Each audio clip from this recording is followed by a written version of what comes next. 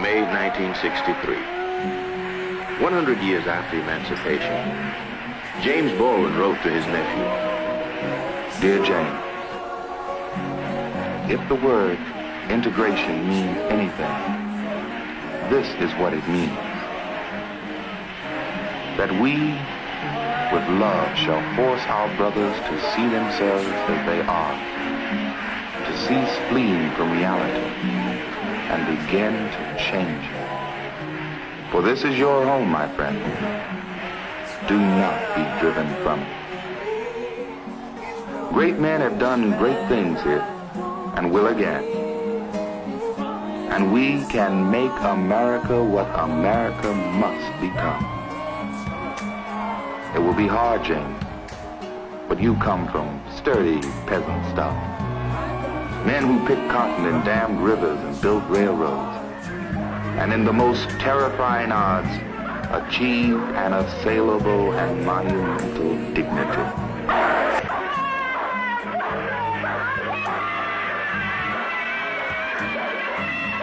I still do not really know what being a Negro is or what it means. It means that my skin is a little bit darker. It means that my cultural exposures have been somewhat different to other ethnic groups. It may even mean that as a human being I might be more sensitive to need and despair.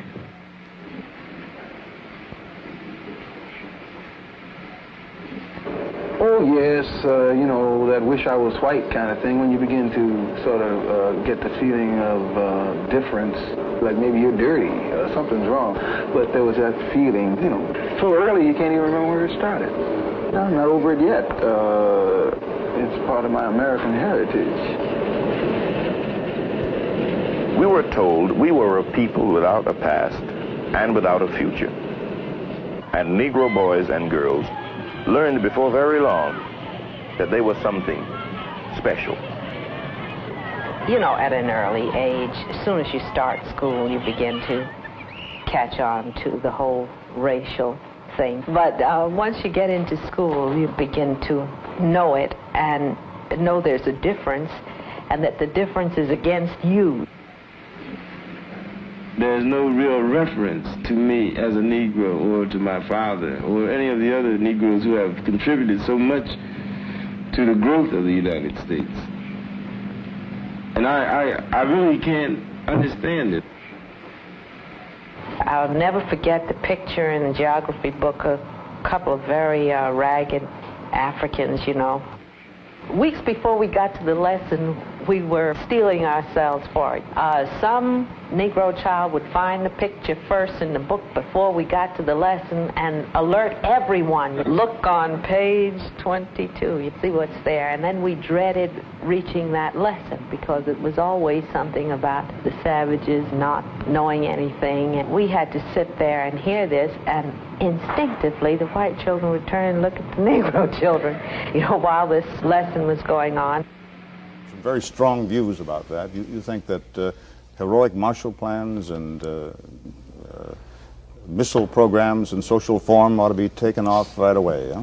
Right away, sure. I have problems that I live with now from my childhood that could be said a Negro problem, but that wasn't the cause of it. I remember when I was 7 years old and went to see my first Frankenstein movie, and I was very horrified at the fact that Frankenstein really didn't frighten me. And as I grew up, it dawned on me that I was pulling for Frankenstein because Frankenstein was chasing what was chasing me. Now, had that been Charlie Chan and that Negro Charlie Chan ran around with, if Frankie was chasing them, I might have related. But it's a heck of a thing as a child to go and see King Kong, and when King Kong's standing on top of the Empire State Building, and you're a little poor kid in a ghetto that have never been out of your neighborhood, and you've heard of the Empire State Building, you've heard of New York, and you've heard of airplanes, and to see this gorilla stand on top of the Empire State Building, snatching at an airplane, and you pulling for the gorilla. Again, he's pulling what had been pulling me, and I see this as a kid. And two, a very important thing that I was quite old before I realized is to go to a Negro movie, and this is all we had when we were kids. the tremendous amount of loud noise, and I was part of this, laughing at the wrong place, that's what the older Negroes would say we were doing, and uncouth. But it was the only time we had the American white man to ourselves, man, and we took him apart. The only time I had him when someone really couldn't misuse me but another Negro. The white police wasn't inside that movie. Sometimes we got so riotous almost when at a Tarzan movie, I remember when Tarzan refused to let the great white hunter shoot the lion with the elephant gun, but when the Negroes jumped out the bushes, they shot them. When we turned the movie out to a ride, and the cop came in and we stopped. But the movie in the Negro neighborhood was a predominantly place where we had this white man to ourselves, and we took him apart.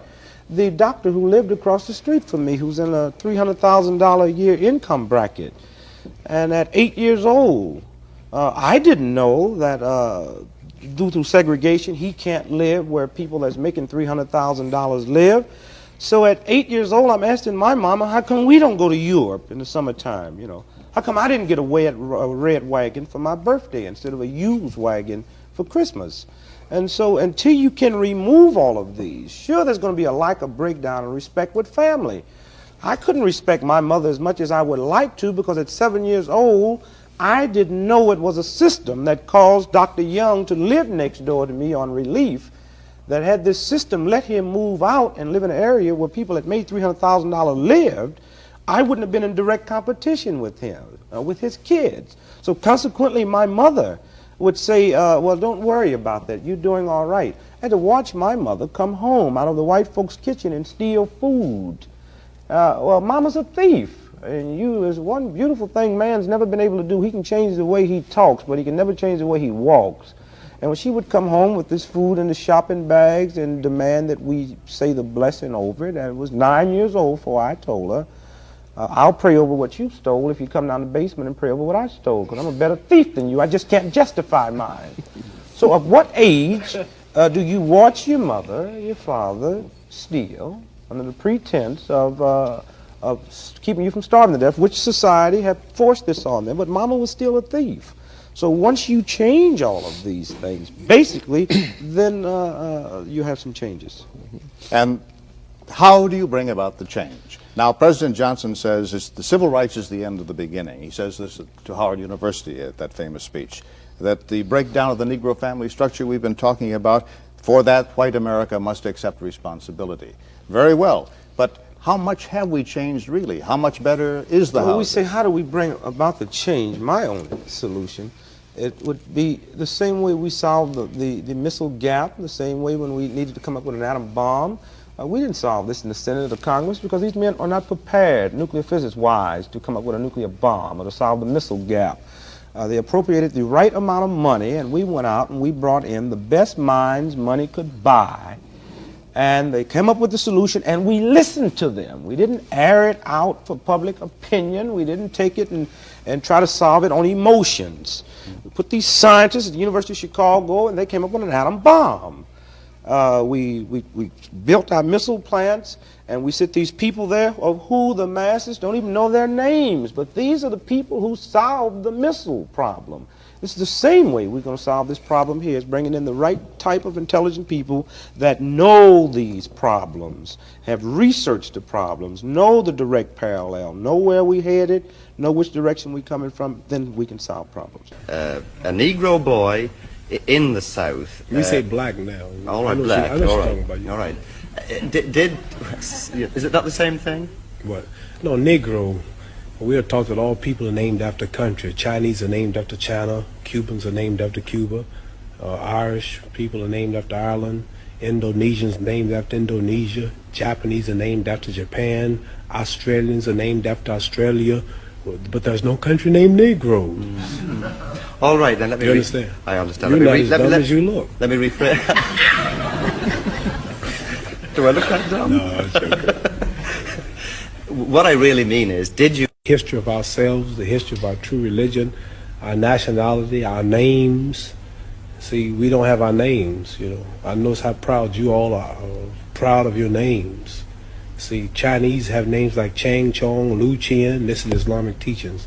Russians have names like Kosygin or Khrushchev. You have names like O'Connor or Grady or Kennedy. and Africans had names like Lumumba, Nkrumah, and Jews got names like Weinstein and Goldberg, and Italians got names like Dundee and Benvenuti and Marciano. But we have names like Grady and Clay and Hawkins and Smith and Jones and Johnson, but we are black.